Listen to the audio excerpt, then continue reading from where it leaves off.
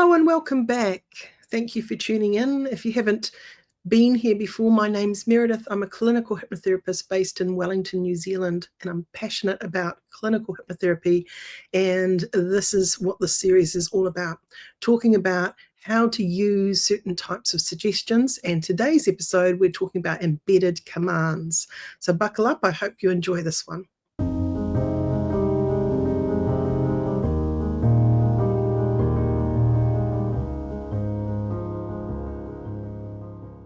In this series, we've been looking at hypnotic language patterns, the different types of tools that help us bypass resistance, which is a big part of clinical work with the client. Also knowing as planting the seed of change, this is really important. So let's look at what embedded commands are really about. So if we think about suggestions that are tucked inside ordinary sentences, that's what an embedded command is. They work beautifully because the subconscious is able to process it on a deeper level. The conscious mind is busy processing the whole sentence while the subconscious picks up the hidden part of the directive.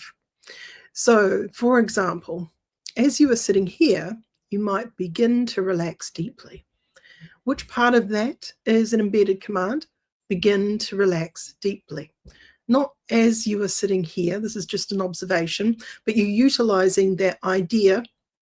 You might, which is very permissive language, you might begin to relax deeply. Now that's a very clear, embedded, direct suggestion. Begin to relax deeply. So this is how we use it. It is a really big part of an eclectic toolbox that hypnotherapists use.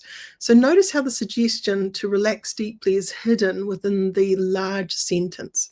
It doesn't sound like a command, but the subconscious receives it like it is. This is why we call them embedded commands, seeds of change, where you plant them gently and over time they take over and grow into something wonderful. Especially if someone's been dealing with lack of self-esteem or their own inner critic has been doing overtime.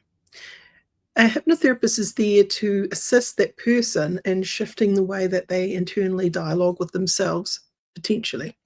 Because if they continue dialoguing with themselves in that negative way, they're going to continue to feel unhappy or stressed and depressed. So if we're going to suggest something, we need to think about how we deliver that concept. As a clinical hypnotherapist, I like to talk to my clients. I really want to understand what's their situation, what's really going on here, what are their ways that they're running their normal program, and what needs to be interrupted. Now, within that understanding of what needs to be interrupted, we're planning on what needs to be embedded, like what is the new suggestion instead of the old one. It's usually the opposite. So I'm really on the hunt out for looking at that person's language, what they really want to experience, and that's where we start to slide in those embedded suggestions.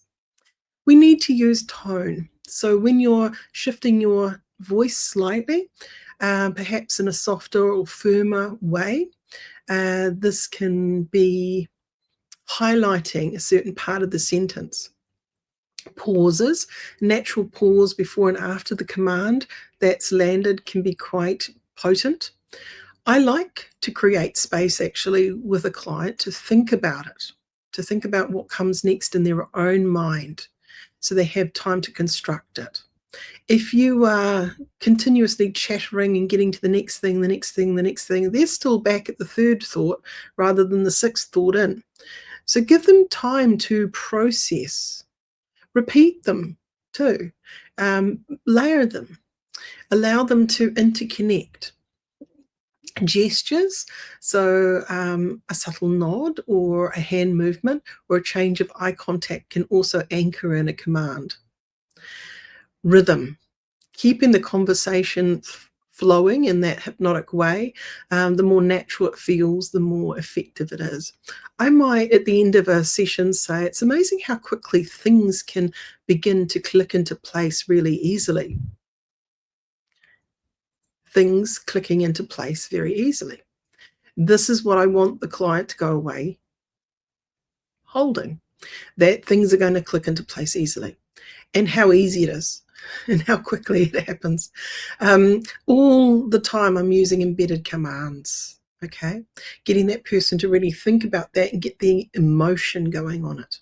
Here are some examples of embedded commands that we can use in everyday practice. So for sleep, when your head touches the pillow tonight, you might just drift into a deep natural sleep. Which part of that is an embedded command? Drift into deep natural sleep. Okay, so when your head touches the pillow tonight, you might just. So that's setting up the scene. It's setting up a post-hypnotic suggestion where we're embedding the command, drifting into deep natural sleep. Okay, so for confidence, we might use each time you speak, you notice yourself feeling stronger and more capable. Now, you might exaggerate that part of the sentence, so let's try that again. Each time you speak, you notice yourself feeling stronger and more capable, right? So we're just exaggerating those very, very strong emotional words so it pops in that person's mind. Each time you speak, this is a very direct suggestion that's going to be a post-hypnotic suggestion that'll be acted upon later in time. You'll notice yourself. Now, this is a mind read and a cause and effect that you are setting up for that client to have. So each time you speak, so the speaking is then going to help them to feel stronger and more capable. Okay, so it's really, there's so many different language patterns involved in a suggestion format, but feeling stronger and more capable is definitely the embedded suggestion there, okay? For anxiety, this is another example. And even when your life feels overwhelming, you can remember to breathe calmly and let go. What are we inviting the person to do? Remember to breathe calmly and let go. So that is tacked on there. It's embedded into the statement. So it might be, and even when life feels overwhelming at times, you always remember to breathe and calmly let go. It happens easily, no matter what situation, time or place you're in. It happens efficiently, automatically, without your conscious need to even notice. Right? So we can begin to stack them. We talked about that last episode. So when we're looking at that idea of embedded commands, there it is, remembering to breathe calmly and let go. Here are some practical tips that you might want to go away and work on, sort of rewriting the client's goals as embedded commands. So goal, I want to feel less anxious in meetings. So the embedded command might be, when you are in a meeting next, you'll notice yourself feeling calmer and more in control. Okay, so stack the embedded commands to build momentum. So as you sit here now, you might notice your breathing slowing down. Okay, notice your breathing slowing down, embedded. And as it slows, you can feel calmer and more centered. Feel calmer and more centered. Another embedded. And as you feel calmer, you'll find it easier to focus on what really matters. Find it easier to focus on what really matters. That's the embedded command. So we're stacking them. There's a lot of cause and effects there. So one then follows it to the next thing, to the next thing, to the next thing. It's really important. So keeping it subtle and ethical as well. You want to embed the suggestions or commands that is part of what is going to be right for that client. And that's where you're having a good supportive conversation before any maybe more formal hypnosis begins.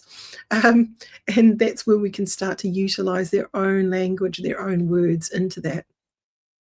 So key takeaways from this is embedded commands are suggestions hidden inside everyday language. They bypass resistance because they feel natural and conversational. Tone, pauses, and gestures help to make them more effective. Think of them as planting seeds. The subconscious mind will nurture them and allow them to grow. If you've enjoyed today's talk time, please tune in again next week. I'll be back here with another part of our language pattern series. And please hit like and subscribe if you haven't subscribed already. And for those that have, thank you very much. I appreciate it. If you're interested in learning to become a clinical hypnotherapist, you can check out the school website nzach.ac.nz,